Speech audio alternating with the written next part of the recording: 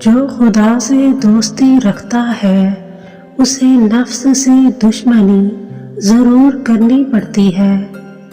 حق تعالیٰ کی ایک دن کی وہ عبادت جو محبت کی بنا پر ہو، بغیر محبت کی 70 سال کی عبادت سے افضل ہے۔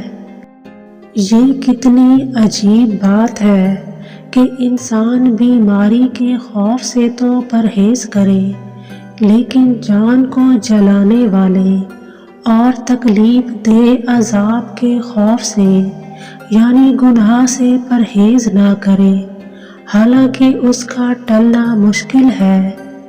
جو خدا سے شرم رکھتا ہے اور فرائض کو بجا لاتا ہے، خدا اس کو اس کے گناہوں کے سبب عذاب دینے سے شرم رکھتا ہے۔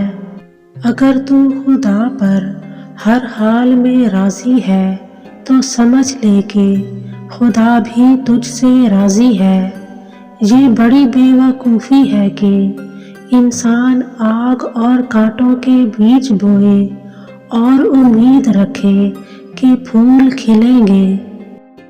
نیک عمل کا فوت ہو جانا موت سے سخت جانو، کیونکہ عمل کا فوت ہو جانا حق تعالیٰ سے دوری کا باعث ہوتا ہے۔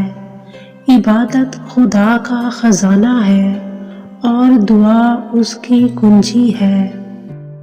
توحید نور ہے اور شرک نار، بھوکا رہنا ایک نور ہے اور سیر ہو کر کھانا نار ہے۔ دنیا عبرت کے انباروں سے پر ہے، جو اس سے عبرت حاصل نہیں کرتا اس کے لیے دنیا میں رہنا عبث ہے۔ جس کی تونگری اللہ تعالیٰ عز و جل کے بھروسہ پر ہے وہ ہمیشہ تونگر رہتا ہے، اور جس کی تونگری اپنے کسب و وقوف کے بھروسہ پر ہے وہ ہمیشہ فقیر ہی رہتا ہے۔ سب سے بڑی حماقت یہ ہے کہ کام جہنم کے اور آرزو بہشت کی رکھی جائے۔ خواہش ایک ایسی ایندھن ہے جس کا کام جلانا ہے، اور یہ جب تک اپنے مالک کو جلا نہ دے کسی طور سرد نہیں ہوتی۔ اس بات سے ڈرو کہ کہیں قیامت کے روز تمہارے اعمال کا وزن بے اعتبار نہ ہو جائے۔